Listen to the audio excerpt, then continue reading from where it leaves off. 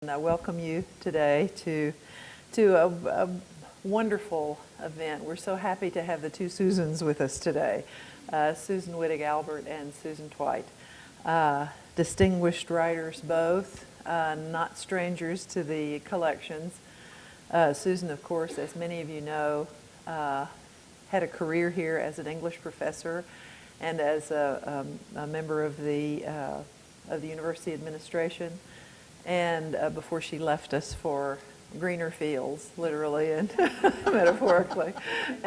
And so she's has always been a supporter of these collections and a donor as well. And we look forward to gathering an electronic archive of her works. And she's very paperless in her habits.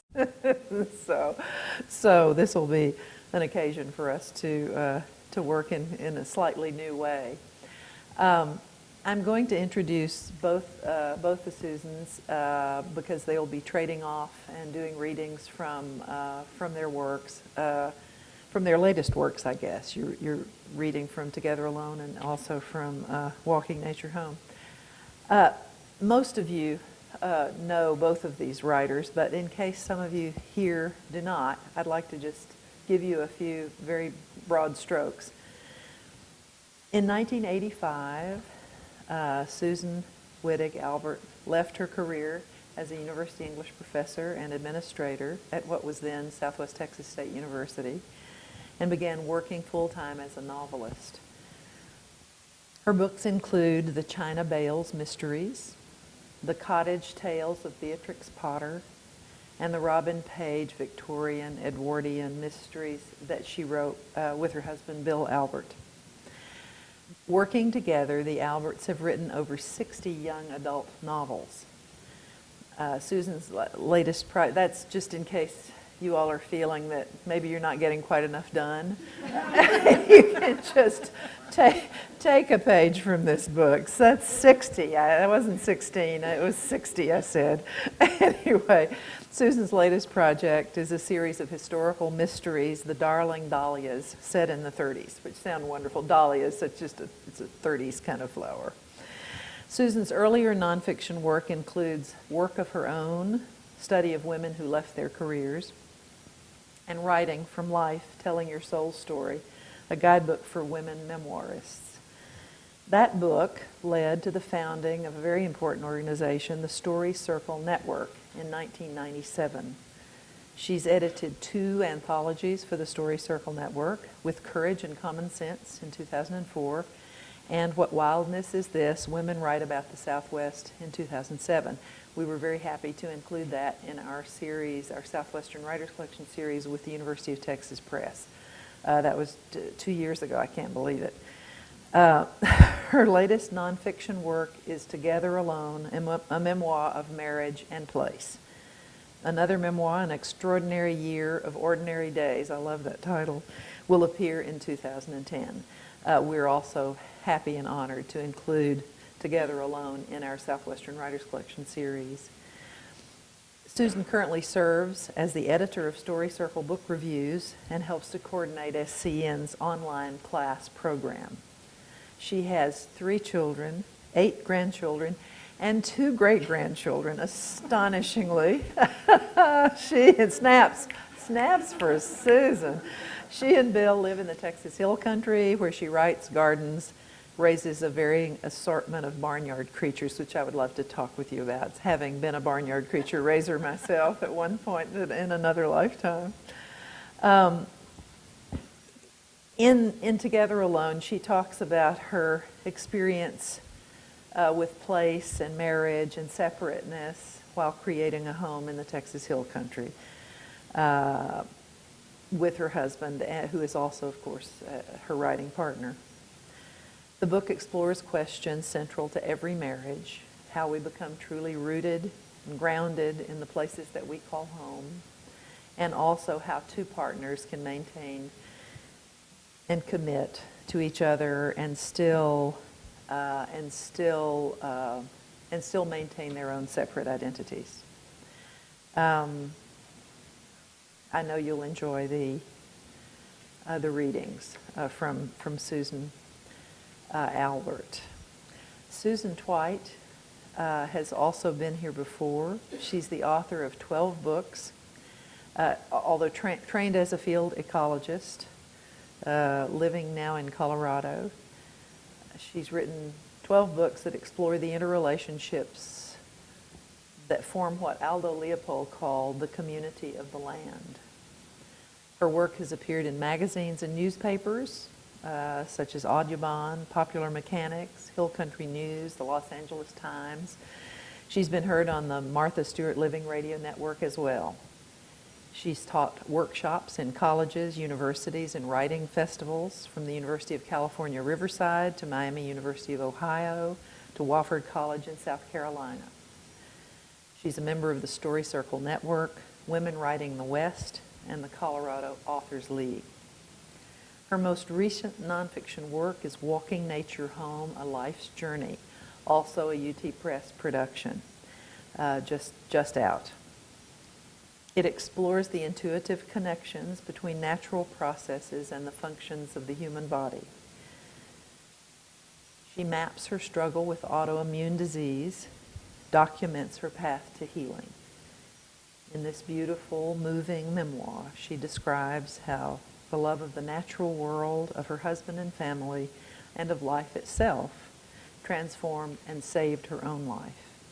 We're very honored and proud to have these two wonderful authors here at the Wittliff Collections, and I hope you would welcome them with me.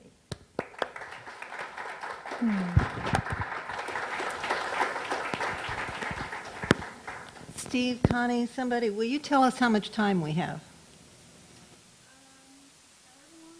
Uh-oh. You better not say that, because when I taught here, I was on a TT schedule. And you know what that means. That's 90 minutes. I don't think you... Okay, all right, that's what we'll aim for. This is our first program together, Susan's and mine. And so you're going to see some improvisational theater here. We know that just simple reading can be a little stultifying, especially at this time of the afternoon. So what we've decided to do is to read a little, talk a little, talk a little, read a little, talk a little, read a little, and so on. We don't know what kind of talk we will have.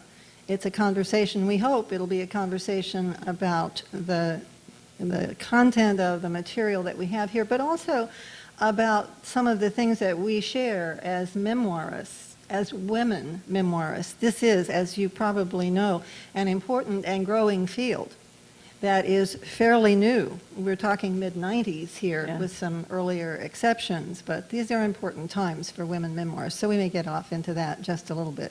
We've agreed that I'll go first, and so I'm going to read a little bit from Together Alone, and Connie was saying that it explores rootedness and groundedness, but ironically, today, I want to really look at the kinds of issues of nomadic life that the book takes up. And so the sections that I read will partly be about nomads. The first one takes me back to about 1985, about the time I left here, and to my academic career. And so here we go. A great deal of what I was able to accomplish in those academic years came about because I was free to move. Must be willing to relocate was a common mantra of the career culture in the 1960s and 70s, and probably 80s and 90s and now on as well. To stay mobile and to be upwardly mobile, I couldn't afford attachments. Connections to a person, to a place, would limit the possibilities, tie me down, anchor me. A woman who was free to move on, move up, was ready for success. I'm not the only one who cultivated non-attachment, of course. Americans, as Wayne Fields has suggested, are proudly untethered. We are more a people of the highway than of a place, a mobile people swept along on the many westering waves of exploration that have reshaped this continent since the first old world pilgrims set foot on the new. My people belonged to that footloose tribe. On my mother's side, my great grandfather, Conrad Franklin, drove a covered wagon west from Mercer County, Kentucky to Sullivan County, Missouri in 1849 in the company of his sons and daughters and their families. I found him in the census in Sullivan County in 1850, along with 2 brand new babies. And I'm thinking, those women came in that wagon and gave birth to the babies right after they arrived. Oh my goodness. On my father's side, my great-grandmother Jane Jackson Turnell, an English housemaid, up sticks and sailed to America in 1870 with her husband and 2 small children. Another part of the same family immigrated from Germany about the time of the American Revolution. My family tree has lots of limbs and branches, but scarcely any roots. And that's why I think I was so anxious and so concerned. Midlife, 1985, 45 years old, I was ready for roots. For roots. Yeah. It's interesting that you would, I'm interested in how you tell that particular story and trace your family, because different cultures identify who we are in different ways. Our general North American, basically European culture tends to say, my name is such and such and I do this, whether I'm a mother or I'm a college administrator or whatever. Other cultures say, my mother's family name is this, and they're from Bitterwater, New Mexico, and my grandmother's name is this, and trace their lineage through both family and place. Whereas we tend to say, I'm a writer. What does that tell you about who I belong to and where I belong to? Nothing whatsoever. And so it's interesting to me that you would trace where your family came from in tumbling across the continent. Well, as I began to think about the whole issue of wanting to have a place, and the memoir, Together Alone, is about the creation of the homestead that Bill and I built together up here in Burnett County, just about, 80 miles north of here, out in the middle of, we like to call it poor man's hill country, not as rich as the land around here. But both of us at midlife were ready to put down roots. A little bit later on that same page I write, as time went on, and I'm thinking now back to that the book is written when I'm in my 60s, looking back to this time and remembering what it felt like. By the way, I'm able to do that, as you see when you read the book, because I can include sections of my journal. Oh, that was so important to have my journal at hand from those years. Those of you who knew me then, you may be featured in that journal someplace. And I realized when I was reading through those pages how many stories of other people are buried in that journal. But I had it there to look at. So when I say, well, I remember feeling this way 20 years ago, it's because I can read how I feel. Oh, journals are really important. Journals are the data of our lives. I mean, they're basically the raw data that we draw on when we're trying to make sense of our lives in writing, which is what memoir to me is. So a little bit later on in that page, I say, and yet, I'm singing the praises of mobility here, but and yet, as time went on, I began to be aware of an increasing sense of rootlessness and placelessness, a feeling that the price I paid for exile, that is, exile from those kinds of limiting relationships back in the Midwest where I grew up, where a woman stood behind the sink and did the dishes and cooked and did the laundry and had kids and all of that. I was exiling myself from that. But I had the feeling that the price I paid for exile was necessarily a certain homelessness. I belonged nowhere. Partly, this feeling came from spending so much of my time in books about a past, medieval and Renaissance England. That's what I taught when I was teaching in the department. Was so entirely foreign to my experience, so utterly other than the present. I spent my whole professional life back in the Renaissance and in the 14th century and in the 13th century. And partly it was due to my commitment to mobility and to my fear of attachment and to the sense that there was always some other where that might be more attractive, more professionally rewarding, more interesting than the here. And how many of us have had that in our lives? The idea that if we could just pack whatever stuff we needed in the car and go somewhere else, we'd leave all of our troubles behind. And surely there would be greener pastures there. As someone said to me the other day, the only problem is that you take the here with you to there. So there really aren't those greener pastures, but it's almost part of our national psyche, that idea that, okay, if we can just up stakes somewhere else, it'll be better than here. Well, I've been reading a lot about the energy depletion situation and thinking we're maybe not always going to be able to get in that Oldsmobile and drive and drive and drive. Those of you remember from the 1950s, those commercials, that wakened us to the possibility of getting on the highway. And I think opened us all up to this idea that we can just keep going, keep moving. But your book is about walking, isn't it? Walking, It is about nature walking. home. Do you want to trade Yes, off? Okay. take a turn. Mine's about walking. I think, this occurred to me the other day, one of the interesting things about writing is it's how I think through what I'm thinking, is by writing it down and then rereading it to myself. It occurred to me that part of the reason walking is such a big part of this book is that for me, that's a pace I can keep track of. If I keep my life from going so quickly, it makes sense to me, and I can keep my balance. I can keep from getting rushed along. It's easier to say no when I'm going slowly than when I'm trying to go so fast. So walking is a big part of this book because that's the pace that suits me, which makes me either very forward-thinking or a real anachronism. Can't tell which. I want to read the beginning of this book, and it's a little dangerous to open a book this way, so I'm going to tell you this first. When you're writing memoir, obviously, it's like any other story. You want to catch people's attention. You want to suck them in. But there's a danger in doing that, of using something so powerful that it overwhelms the story. And this is a beginning of a book that I really wrestled with, whether I actually wanted it to be the beginning or not, because it's a very powerful beginning, and theoretically, it could just bowl people over and they could close the book and not want to read anymore. So you can judge whether this works or not. You've got 2 years, or perhaps 5, said the doctor, leaning over her metal desk. I'm sorry. She took off her glasses and rubbed her eyes, then replaced the lenses carefully before explaining that she'd sent my test results to specialists. They concurred with her diagnosis. The way the disease was progressing, they thought, my life wouldn't last long. It was February of 1980. 85, look at that.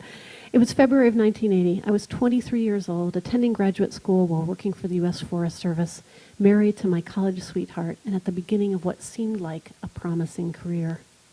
I shifted on the slippery vinyl seat of the chair, picked up my mechanical pencil, and recorded her words in tidy script in a ruled notebook. I wanted to remember the facts, so I took notes. I'm a scientist. I observe and record from a careful distance. It's what we do, how we make sense of the world. Just a few weeks before, I'd stood breathless atop a narrow ridge hundreds of feet above the Shoshone River in northwest Wyoming, my ski tips aimed precisely perpendicular to the edge. It had snowed all night, laying down a blanket of fresh powder. My husband Kent and I had risen before dawn, thrown our gear in the back of the truck, and driven the slick and winding highway as fast as we dared. The air was still. The sun threw dazzling sparks off the untracked surface of the snow. My stomach clenched as I surveyed the dizzying drop.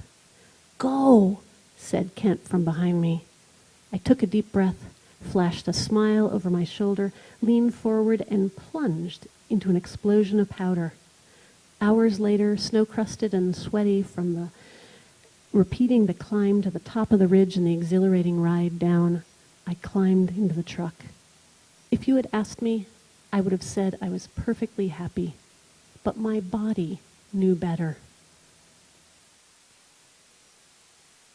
In one of my clearest childhood memories, it's dark, and I'm lying on the ground in my plaid flannel sleeping bag, looking up at a black sky freckled with a dizzying number of stars. My mother is pointing out the constellations, the large rectangular ladle shape of the Big Dipper, then drawing an imaginary line across the heavens from the 2 stars at the end of the ladle, the North Star anchoring the fainter form of the Little Dipper, the sideways W of Cassiopeia's chair, the faint, tight cluster of the Pleiades, and then the towering figure of Orion, marked by his bright, shining belt. I fell asleep that long ago night, hearing her voice telling the stories the stars drew in the sky.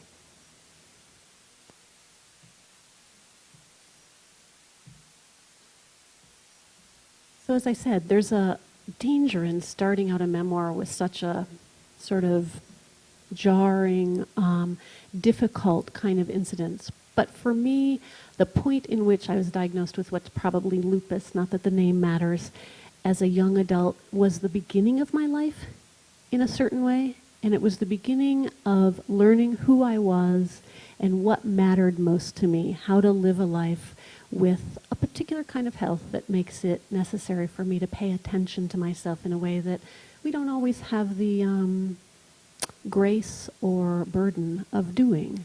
It forced me to know who I am and what works for me in life. And for me, that was attaching to place.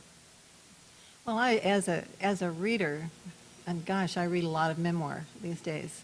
I think almost every book I read is a story of a life. And I love a book that plunges me into the middle of a dilemma, whether it's a dilemma of deciding to leave a career and go off someplace else and do something else, or the dilemma of being presented with a lifetime, I mean, however long or short it is, knowing what the end is likely to be, or at least what they say it is. And so I love what you do with the explosion of the powder, which is a kind of a daring thing here, you know, here I go, wham. And that takes us away from the darkness of that diagnosis, and I like it. That was the idea, I think, metaphorically, to start with something that's kind of gut-clenching. Oh my gosh, you're not going to live long.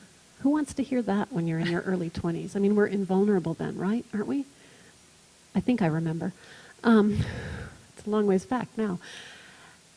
To take you from that dark moment to a bright, sunlit moment of just sheer, totally terrifying joy. Well, and there's something else, too.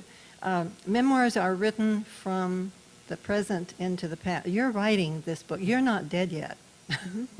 Yeah. And so the reader opening the book knows that this is going to be a journey of triumph because the diagnosis was either wrong or wrong-headed or wrongly announced or something. It didn't work out. And I like that kind of irony about that. I think you said, you talked about how you knew how you felt in writing about the past because you journaled. And that's what people who talk about Zen Buddhism call beginner's mind, knowing what you didn't know before you knew what you know now. Work that out. Knowing what you didn't know before you knew what you know now. It's hard to remember who we were before we were the who we are now. Whew, this is tough. My mind is getting tired already. But that's the trick in memoir, is to go back to that you with balance and humility for that person you might not really actually prefer to admit you were, and write about that you in a way that you don't either sound like you're perfect or you don't sound smug or whatever. And you've done that beautifully in Together Alone. Well, I think that really works well. I think it is a really, really tricky thing to do. There are numerous points in your book where I watch you doing that beginner's mind, looking back at that place, and with compassion. And you know that I think that's so important. You think, you out here in the audience, think back to a time 10 years ago or at some point when you made a mistaken judgment. You know, our tendency is to judge ourselves harshly for those things. Yeah. And you look back at times when you were just a little bit off the mark, or you were taking a way path. off the mark. A little bit. Excuse me, I didn't even know where the mark was. But, if there was one. but you can see that there is a beginner's mind at work here, and you can look at that with compassion. If we were all knowing all the time, my goodness, Well, we wouldn't be in the state of global warming, would we? We'd And be- memoir would not be very interesting, frankly. I mean, what makes Yeah. it interesting is being able to show yourself as the person who has things to learn and then trace that journey. We learn from other people's mistakes. We learn from our own mistakes. We don't learn from someone who presents themselves as perfect. They're not us. There's one more thing I want to ask you before we move on, and that is the introduction of the constellations. One of the structuring elements of Susan's book is the use of constellations to mark off passages in her journey. She begins with Orion, and I noticed that in the passage that you read, you introduced Orion there. Why did you start there with Orion? I mean, you could have looked up, now, as you're writing this, you could have looked up and seen any one of the constellations, but you chose Orion. Why was that? The book opens at a time when I needed some guide, something, someone I could look to who would give me strength for the journey I could see ahead. And as a child, I fixed on the constellation Orion because if you know the constellation, this is a giant constellation in the sky. Orion is the one easiest to learn. Orion's got 3 slanting belt stars and then 2 great big upstretched arms and outstretched legs. And Orion is just this huge figure in the night sky. And furthermore, in my part of the world, as a northerner, in my part of the world, you see Orion trace the night sky. So Orion rises in the evening at this time of year and walks across the night sky at the time when darkness comes early. So Orion is a very easy constellation to see. And so for me, that figure, at least figuratively, if not mythologically, I had some issues with the mythos around Orion that we don't have to actually talk about here, but at least figuratively, that figure was my sort of comfort at a time when I needed comfort. And as a child, that was the constellation I always looked to. I also liked you're bringing your mother into it. Mm-hmm. One of the things that I like about this book is that as a memoir, it goes all the way back to your childhood. I don't do that in my memoir. Mine really starts in 1985 when I left. I kind of had the feeling that when I left here, when I left Southwest Texas, it's still Southwest Texas to me, and it will always be, I'm sorry. When I left here, I became a different person. I still had those kids, now grandkids and great-grandkids, and that was a part of my life that continued on, but the first part of my life was finished. But you bring your family in, and I like that. That's a nice connection. It's interesting where you choose to begin memoir. For me, the story in this particular memoir really started with that diagnosis. But to explain who I am, I had to talk about my childhood, to explain why I'm the weird person who's totally attached to nature wherever I live and completely rooted in a place I wasn't born. Whereas for you, you remade yourself at 45. And that's the lovely thing about Together Alone, I think, is that it charts the continuing remaking and the issues that came up because of that. The title, Together Alone. Together Alone? Isn't that an oxymoron? And I think that indicates the issues that are going to come up in the memoir that you deal with so beautifully. And going back to your childhood really wouldn't necessarily serve that story. And for me, and now I'm going to move on just a little bit here and read and think a little bit about the land. For me, my past now is not tied up in my personal past, but it is connected to the past of the land that I live on. And this becomes clearer to me almost every day. So I'm going to skip ahead, and if you have a book there, I'm going to read from page 24, and then I'm going to skip on. Oops. Okay. Just let me read this first paragraph from 24. We humans live chiefly in the present time. Is that okay, that sound back there? Okay, all right, thank you. Correct it if you need to again. We humans live chiefly in the present time, or in our own personal pasts, as we were just speaking here. But the landscape is a palimpsest. Places live in all times at once, as the fossils of Exogyra texana teach me. I had been describing these fossils. If we are attentive and observant, we can sometimes catch a glimpse of the past or the future of a place in its present. The past of the land where I live and where you live right here is involved with a group of people called the Tonkawa Indians.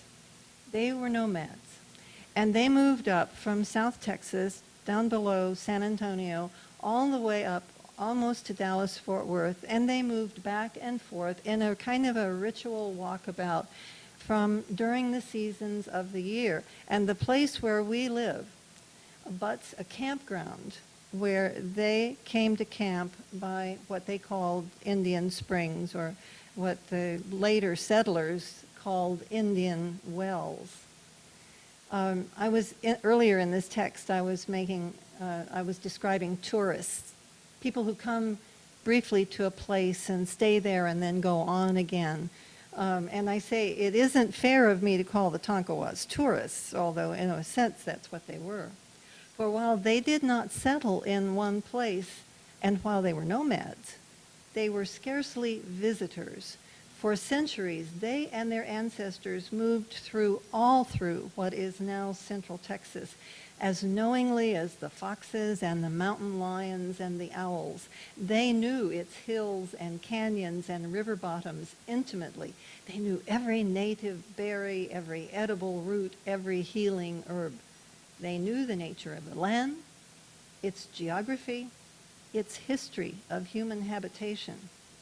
They didn't know that from having read it or from writing it down. They knew it from the oral traditions of their families and their tribes. They knew where their ancestors were buried and held those places sacred. For them, the landscape itself would have been a teller of tales. That hill, this creek, those trees, each had a story carried in the mind as a loving and instructive presence, until the Comanches, who came in from the northwest, until the Comanches drove them from it. This was their home ground, richly storied, profoundly meaningful. And then I write a little bit about the settling of the hill country and the little town near where we live, Bertram, Texas. It's a little town of about 1,100 people. On Route 29 between, almost to Burnett. And the funny story about that little town is that the town itself was a nomad, because the town was 3 miles away from where the railroad went through.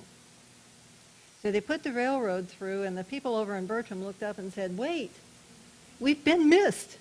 Help!" They didn't put the railroad. So what did they do? They moved the town. And it's funny. Let me just read this a little bit. The railroad line between Austin and Burnett was laid in 1882, and the village of Bertram, where Bill and I, with my husband, Bill and I go to pick up our mail, was established as a shipping depot for wool and cowhides. The settlement was originally founded some 2 miles to the southwest, but when the new railroad passed it by, the disappointed villagers hitched up their oxen and towed their log cabins 3 miles north, where they rebuilt their town. It is said that one lady settler, unhurried, unmoved, sat in her rocking chair in the doorway, knitting, as her cabin hustled northward. I love that story because it shows the resilience of these early settlers and their ability to adapt themselves. But let me read just a little bit more, because now I move ahead, and one of the things I try to do in this section is to compress times. The land's a palimpsest. That is, it holds the record of human experiences over time. And here's a new piece in the record. All of this is changing. The preceding paragraph is about how the land became depopulated during the time the cotton weevil invaded, the boll weevil invaded, and then they put sheep on the land, and the sheep ate all the grass. And then the sheep had to go away, and then the war came along, World War II, and men left, and they didn't come back, and so the land was gradually depopulated, but that's changing. Relatively speaking, Burnett County is still sparsely populated, with some 42,000 people spread out over 1,000 square miles. 1,000 square miles, mostly living in Marble Falls, Burnett, the county seat, and Bertram. Others scattered up and down a network of unimproved caliche roads, spider webbing across the hill country. But Travis and Williamson County, neighbors to the east, have a combined population of nearly 1.5 million people in about 4,000 square miles, and both are among the dozen or so fastest growing counties in the nation. The local real estate folks are hoping that these crowds will spill over into Burnett County's empty spaces. They won't have long to wait. The urban blight that has infected the I-35 corridor is spreading faster than boll weevils. It's asphalt tide lapping westward along routes 183 and 29, the McDonald's and Bed Bath and Beyonds. Oh, this was before Bed Bath and Beyond went away, which has slowed down this urban tide somewhat. They have not yet reached our edge of the county, but once open range and cotton fields are sprouting upscale subdivisions and exclusive gated communities. Walmart can't be far behind. From the Tonkawas to Walmart, and yet the land remembers it all. And that, for me, is, I think, more present to me daily than my personal past, which seems to really retreat. Is that what happens when you root in a place? Is the place takes you in that way? Well, perhaps, but also perhaps because it's isolated. Mm-hmm. It's alone. My family is scattered all over. And, I have to say that with Facebook and email, I'm more connected to my kids than I have been for 15 years because we can get together in cyberspace. But basically, I think out there alone with just the two of us, Bill and I, we get connected to the land and to the past of the land. Is that partly the pace too? You're not spending hours a day in a car driving down that interstate corridor, but you're walking Could be the rounds of your land instead.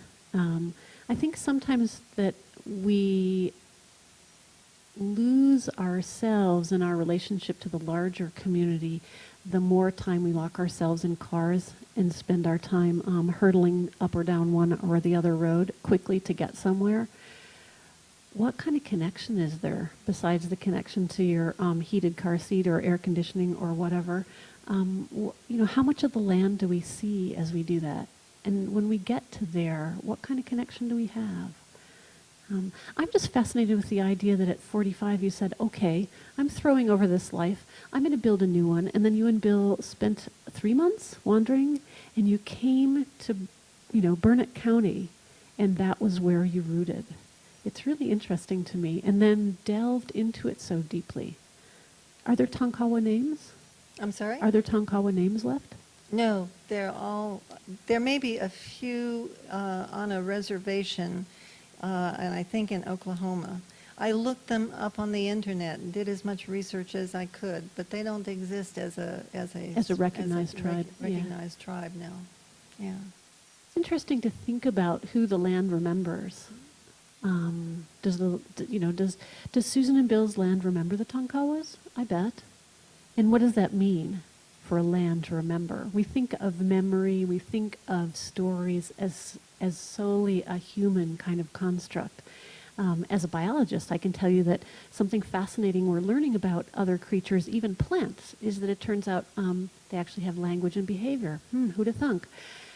Not if you define it as human language and behavior, but they have their own language and behavior. And that, to me, opens the possibility that communities of the land, communities made up of the other species plus humans, may have some kind of ability to remember in a way that we didn't know that. And I think one of the most significant disruptions in between us as a species and the land that we occupy is this disconnect. We don't know what the land remembers, and hence we are destined to misuse the land in significant ways so that we can never really connect with it. And I think that's what's been happening over the last half century, or beyond that. And here in Texas, much beyond that. Beyond that, up here in the northwestern corner of Texas, mining the Ogallala Aquifer, for example, or mining the Edwards Aquifer to the point where this land is not going to be able to support us unless we can connect with what the land remembers of its earliest state, we're not going to be able to sustain our habitation on it.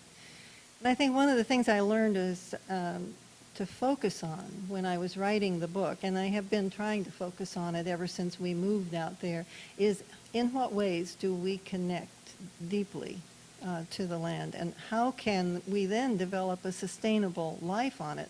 I'll tell you one really frightening thing I learned out there is that Bill and I cannot occupy that space without, number one, electricity. And electricity only came late. No electricity out there in the center part of Burnett County until 1939 after they built that dam on Inks Lake. That was Lake Buchanan. That was when they got electricity out there. We're the first people to live on a corner of a big, huge ranch. Nobody else has lived there, and there's good reason for that, because you cannot sustain yourself. And we couldn't even, I'm a good gardener, but we couldn't grow enough food to live on that land. We have to have the inputs. These are things that we've learned to think about during the time we've been out there alone together. So when we talk about the Tonkawa living there, they moved around for a perfectly good reason. You couldn't stay in one place and sustain yourself. But they were supporting themselves. That land was abundant for them, for the number of people in their tribes and their clan groups and so on. They lived abundantly. They had all the prickly pear they could eat. They had pecans to eat. They could eat cattail roots. They had deer. They had anything they... Those little tiny things you call deer here, jeez. I saw one the other day and said, we were driving across the hill country, I'm sorry, it's a digression, and I saw a deer and I said... Yeah, really teensy. Wow, is that thing full and grown, was a big I buck. said? I'm sure there was a big buck. And then I was embarrassed. I said, okay, there are things I have to learn about this place. Okay, do you have something now to read for us? I do. And I'm going to start with my tribe. To take off on the Tonkawa thing. I'm not a Tonkawa. I was born, I say in this book, thinking about how we identify who we are. I was born to a small tribe. 2 parents, my brother and I, plus 2 pairs of grandparents, each half a continent away on opposite coasts. In my childhood home, drawers in the basement cabinets held collections of neatly labeled seashells and rock specimens. We had a black light for fluorescing minerals, a garden of native wildflowers rescued from development sites, roadkill held for study in the freezer. I have to say that once upon a time, I think I was in 2nd grade when a friend of mine opened the freezer thinking to pull out a school chum, to pull out a popsicle. I forgot to tell her that there was a red-tailed hawk in there in a bag. She never opened my freezer door at my house again. In fact, it took me a long time to convince her to come back into the kitchen. We had binoculars and a shelf of nature field guides close at hand. Our family car. I grew up in the suburbs. I'm an average, ordinary suburban girl, except our family car was a tradesman's van converted for camping. Our family lexicon. I never had a car when I was growing up. When I got to college, I wanted a car so badly. I took a second job so I could just have a car like other people. You know, a car, not some van with sleeping bunks built in. Our family lexicon was rich with the names of wild plants and animals. Other kids' heads were filled with G.I. Joes, Barbie dolls, and the opening bars of Goldfinger. Mine held the courting songs of robins, the habitat of ladies' tresses orchids, and the physics of sand dune formation. Other families' vacations took them to Disneyland and the beach. Ours took hikes in the tangled reaches of state and national parks and wildlife refuges. I'm the child of a research chemist turned ornithologist and a librarian interested in natural history, the sister of a fisheries biologist who's a noted birdwatcher. One grandfather was an accountant who had a passion for philosophy and a talent for horticulture, the other a design engineer who could render the most complicated systems simple. My great-grandparents included a botanist who studied deserts the world around. Science is part of my family culture, along with a connection to nature.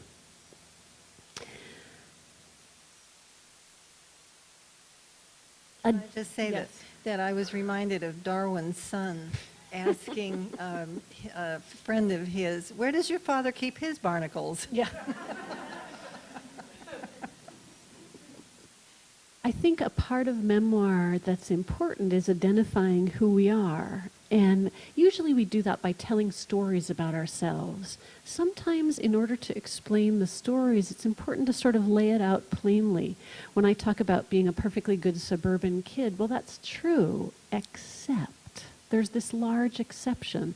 I come from a family culture that's very attached to nature and the land, for reasons that are a little obscure to me. I also come from people who, my father is half first-generation Norwegian immigrant, and the other half second-generation Scots immigrant. He grew up in New Jersey, suburban New Jersey. My mother is a Californian of about 5 generations.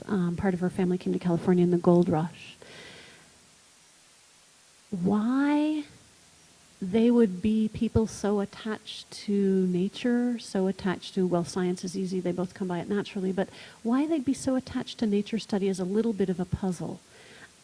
Something I say later in trying to explain this to myself, something I say later is, my parents met at the University of California, Berkeley. My father came west in a Woody station wagon in 1948.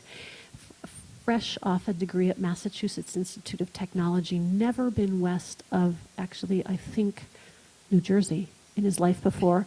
Always imagined California as the place you'd want to go. He got in his station wagon. I'm not entirely sure. He was an only child. I'm not entirely sure why my grandmother let him go, honestly, because he was really the apple of her eye, the focus of her life, and the reason for being.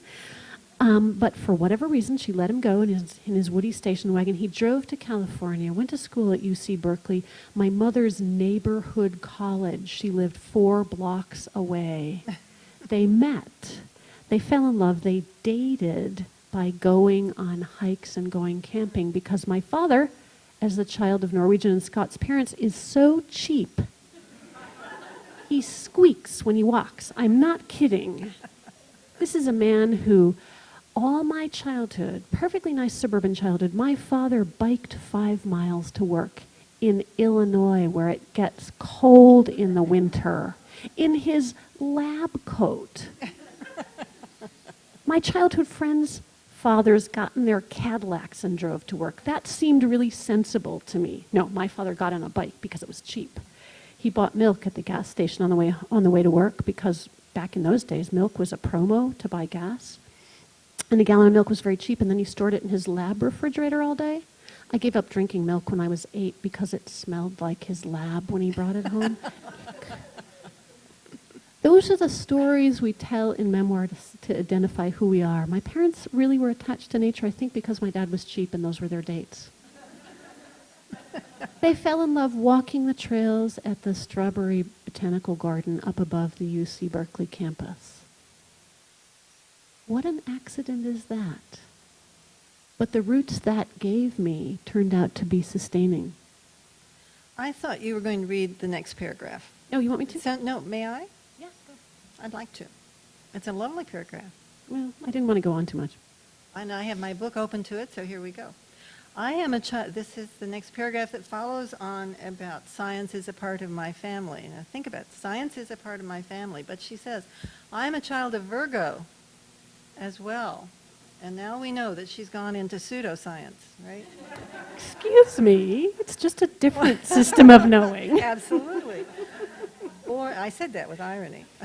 Born in the late summer weeks when the sun rides in the part of the sky ruled by that contradictory constellation, I am in fact doubly Virgoan, since the star grouping and I each appeared at dawn. Another way of saying Virgo rising, I guess. Mm-hmm. In the language of astrology, that makes me all the more influenced by Virgo's contradictory blend of domesticity and unfettered wildness, and all the more attached to the complex earth she stands for. Ooh, I love that. I love that. Virgo's contradictory blend of domesticity and unfettered wildness. Now, I've had my own pass at being an astrologer, and I enjoyed it very much. I learned a great deal when I was learning astrology, which is a a mythic way of explaining again how we come to be who we are. So tell me why you put this paragraph in at this point, following your comments about the science that your parents led their lives by. Because for me, there is no one system of knowledge that's right. And I feel myself all the time pulled between myth and science, between the tales we tell ourselves to explain who we are as human beings, and between the data we collect in an attempt to make sense in the left brain logical way. I'm very much a person who lives in both hemispheres of my brain. And I have all my life tried to stick to one and not been able to. That's lovely. And I do think of you as a double Virgo. That's really Okay, so the bad interesting. side of a double Virgo? If Virgos are control freaks, square that. Oh my gosh. Well, that's okay. I'm Capricorn with Aries rising, but the worst part of it is the conjunction of Mars and Jupiter just above the horizon. And so those of you who know anything about astrology know how impulsive that is. I try not to And get into that. powerful. And powerful. And pushy and aggressive. Yeah. Oh no. Oh, yeah. Astrology can teach us some things about ourselves. I wanted to say a little bit about the second part of Together Alone. The first part of the book is all about our life at Meadowknoll. That's what we call our place up there in Burnett County. But in that place, we spend 24/7 together. It's very hard to get away from one another. And over the years, as the first happiness of that marriage began to wear off, Bill and I were married in '86, right after I left here. After the first bloom of that, I began to think, oh my goodness, what have I gotten myself into? I'm out here in the country alone with this guy, and we are together all the time because we were pursuing writing work, and this was beginning to get overwhelming. So I began to look around for a place to go, to be alone. And as I explain in the book, I was gradually led to a place called Leb Shemea, Lebhshomea. It means a listening heart, and that was a very important concept to me. Susan Hansen has visited there because I've read some of her really interesting writings that she made when she was at that place. It's a silent monastic community. You go there. Oh, and it's located in Kennedy County, which is right next to the King Ranch, down on the coast south of Corpus Christi, near a little town called Sarita. It is a large Texas ranch, and one of the Catholic orders inherited a corner of it and established a silent monastic community there. And when you go there, you don't talk. You go there to be alone. But you go there to be alone together with a community of people who are going there to be alone. And it is quite a remarkable experience. As you may know, if you've ever sat at a dinner table with 15 other people and nobody is saying a word. And most of them are also observing what they call modesty of the eyes. They're not looking at one another, so you're not trading communicative glances.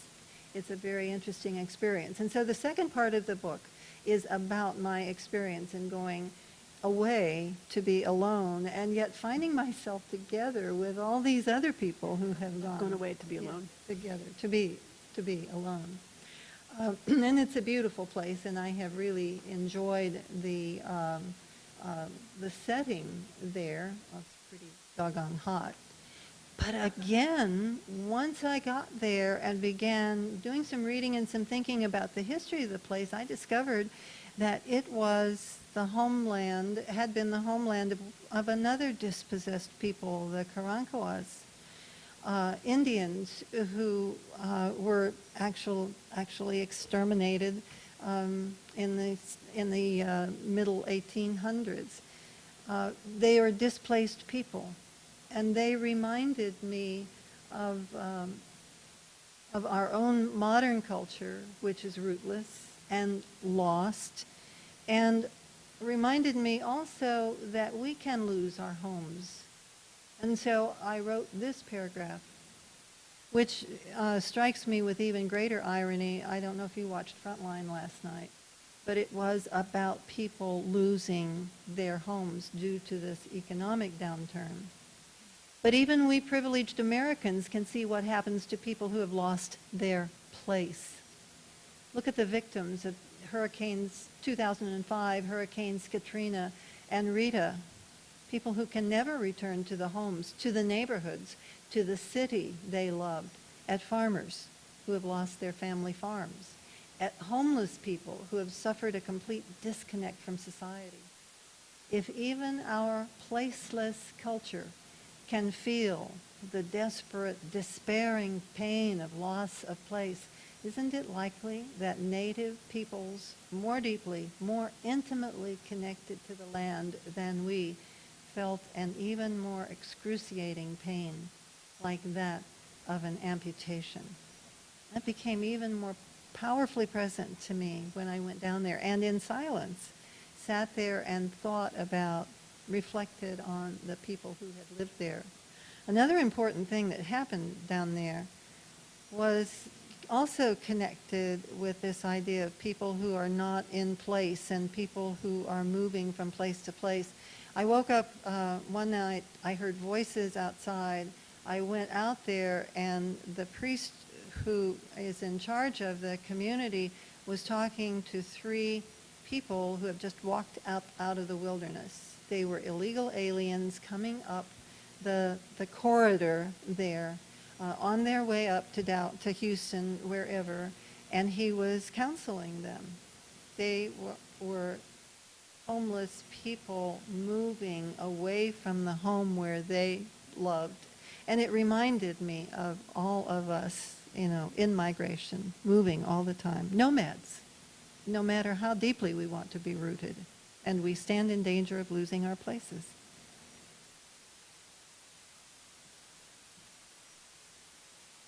Is being rooted a way to not lose our places? Well, I think over time I began to think that it's really not possible to be rooted, to be completely rooted, that we all are temporary residents, and that the sooner we learn that and understand that deeply and truly, the better off we will be. I think that my feeling that if I went to this place out there in the hill country, moved in, built a garden, had critters, had my chickens and my pigs and my cows and so on, I would belong there. But I don't belong there any more than the Tonkawas belong there. They're gone now. And the people at Lebshemea don't belong there any more than the Karankawas belonged, and they're gone now. One of the things I learned as I wrote about my place is that we must always live in this paradox between, or I must live in this paradox between being placed and being placeless. And it's a knife's edge knowledge, and difficult sometimes, I think, to deal with.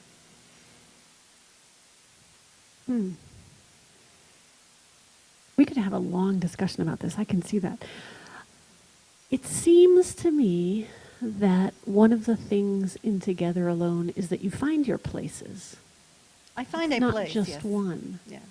Well, it seems to me that you find 2, that between Meadow Knoll and Lebshemea, you find 2 places that reflect.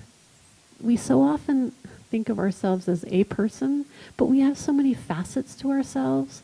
The person who wants to be around other people but deeply needs to be alone. In Susan's case, the person who wants to be married but deeply needs to be away from that marriage in order to keep the marriage. And it seems that the places in her memoir, Together Alone, become characters that represent the different sides of her. So in a sense, I would say you found your places. Let me just read one more Read little more. bit, and that kind of brings it circle for me. At the end of the Lebshemea section, well, we all have to go back where we come from, and I went back to Meadow Knoll and to Bill, and here's how I picture that. As I drive through the gate and down the lane and into Meadow Knoll, I think with pleasure and a sense of relief, yes, I am home.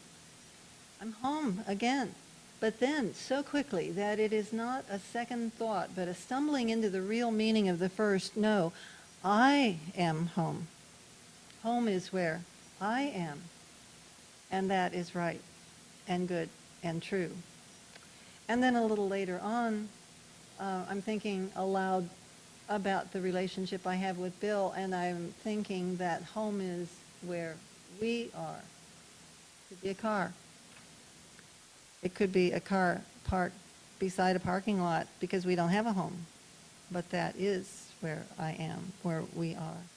And so I think in the memoir, which is really an effort to really place myself, I paradoxically become unplaced. And that's okay. That's all right. Is that a surrendering to the idea that relationship is more important than place? That's an interesting question.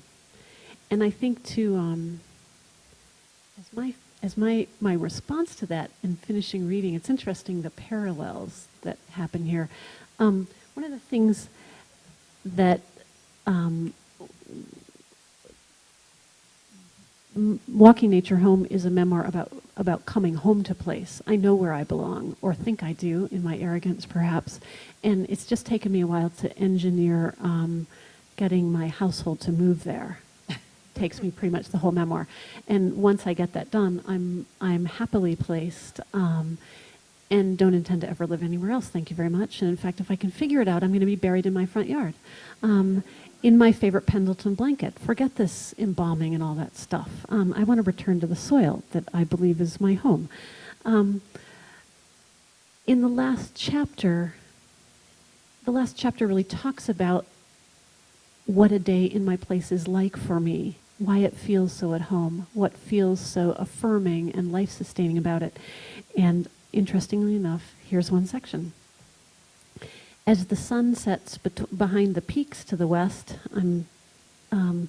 that's the view from my house. I live in a county with fewer people than yours, and more peaks over 14,000 feet in height. I live in a deep valley at the base of the highest range of the Rocky Mountains. There are 16,000 people in my county, which is about 1,500 square miles. 16,000 people in the winter. In the summer, there's more. And most of them have Texas license plates, I think, actually. That's because it's cool. We call our stretch of the Rockies the Texas Alps, if you must know. And we love y'all. We love y'all. We do. As the sun sets behind the peaks to the west, which I can see from my office, Isis, my Great Dane, shakes and comes over to nuzzle me. Her baggy eyes and enormous graying muzzle give her a pitiful look that I interpret as a plea for dinner. I pet her and turn away, but she's insistent, and I might add, she outweighs me by 30 pounds. Okay. I get up and go to the kitchen to heat her meal. She pads after me stiffly, even mustering the energy and grace to prance for a minute in the kitchen door, drooling as I scoop her food into her bowl. I pour Richard's favorite beer, a Belgian ale from a nearby microbrewery. That's my husband, Richard, not the Great Dane. He outweighs me too. Put pretzels in an oiled walnut bowl shaped by my great uncle from branches pruned out of his orchard, and get myself a glass of filtered water from the tap. Richard comes over to sit in the rocking chair next to me on the couch. We both turn to look at the last light of the sunset as it fades from the highest peaks of the Sangre de Cristo range. What thoughts, I ask? Just that I love you. It's been 24 years since that date at the hot springs where the snowflakes sizzled as they hit the steaming water and the stars dazzled as the sky went black. 24 years since our improbable instant pairing. And when we sit together like this at the end of the day and I ask what's happening, what springs to his mind is love. I don't think I knew what love was back then. Now I believe I do. It's how we are together.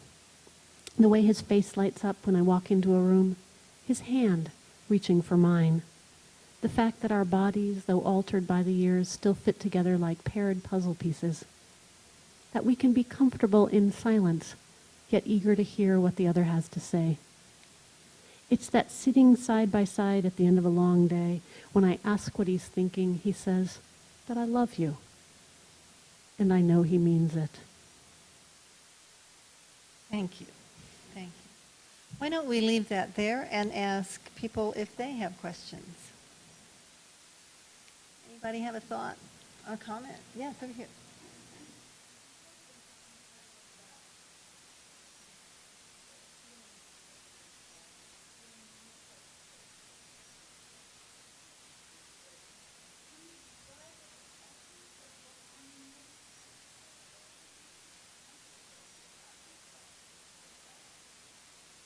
You want to go first? Well, I think it's such an individual thing. You have to find it for yourself.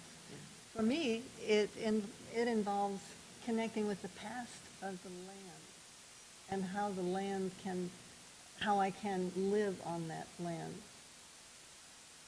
For me, it's pretty simple. I get up every day happy. Doesn't matter what the weather's like or anything else. I just get up every day with my soul kind of dancing a little Snoopy happy dance, you know, when the dinner bowl is coming and Snoopy knows and those little feet are tapping. That's me. I get up every morning. And I should tell you this. I get up every morning that way, even though my husband has just been diagnosed with brain cancer, because I'm happy at home. My husband's been diagnosed with brain cancer. That really, excuse my French, sucks. I'm happy at home anyway. That's how I know I'm home. I have a friend who says that every day that she can eat something grown in her garden or plant something in her garden that she's going to eat, she feels at home. But I think it really, this is something that we as modern humans really have to work at. It's not something that just comes easily that we can fall into, and I don't think it's sentimental at all. I think it is a really practical effort that we make to connect with the land. It's a kinship. I have a kinship to the place where I live. I happen to know a lot of its wild inhabitants and a lot of its human inhabitants. And sometimes that kinship means recognizing what doesn't work. I heard you Absolutely. say filtered water. I heard you say that you opened your tap and drank filtered water, and I know why. It's because you can't drink the water that comes out of that tap without filtering it, because that land has a past of human misuse. Yeah. And that's part of your kinship with that That's land. part Isn't of it. that right? I should also say that I'm not drinking this bottled water because I don't believe in using petroleum to make plastic bottles, and I don't believe in shipping water many miles away. I'm a open the tap and drink it out of the tap girl. Excuse me, but I am. So, Okay, here.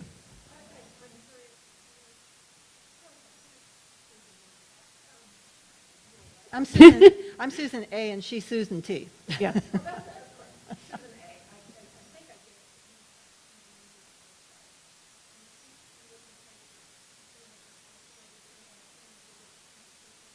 My nearest neighbors are about 3 football fields away, and they're not home all the time.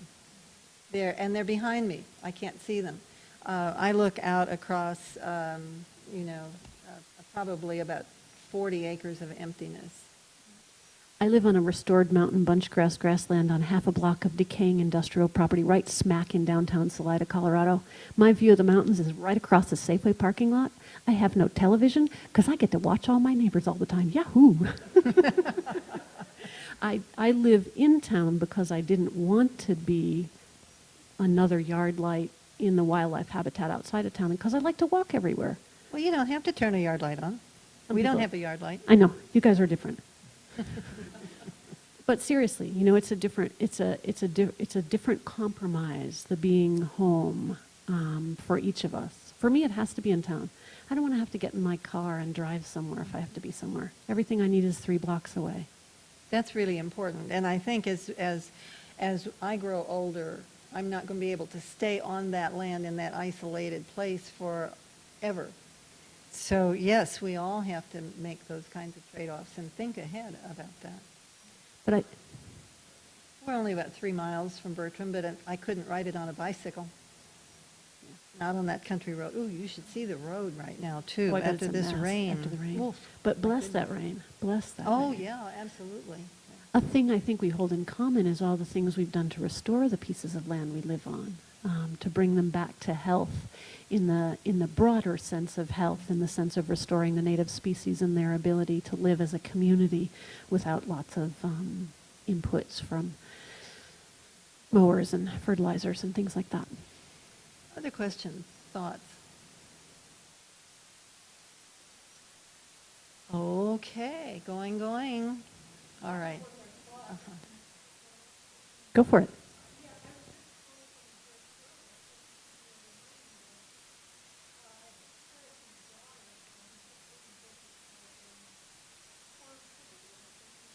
Sure. Oh, yeah. Yes, we know.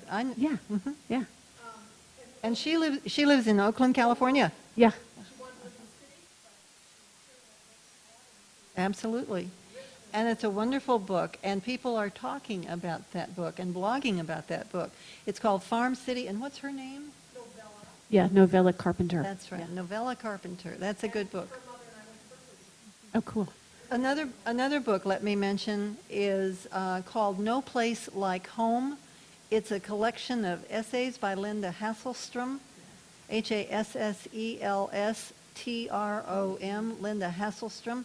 She lives between Cheyenne, Wyoming. She spends part of her time in Cheyenne, and she spends part of her time on a ranch in southwestern South Dakota.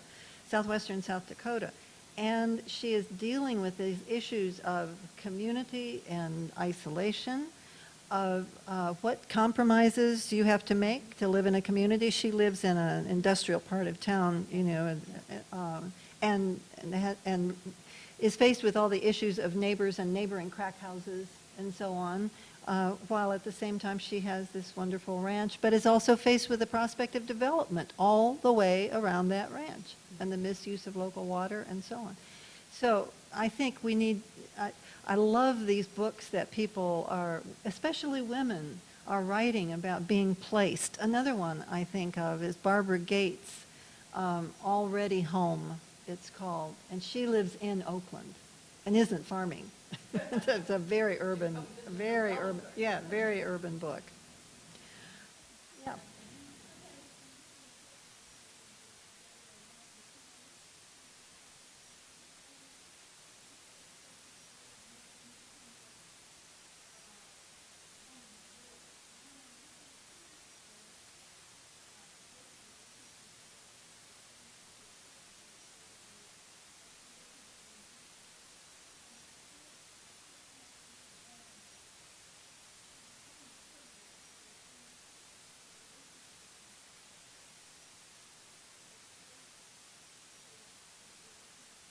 Are you married?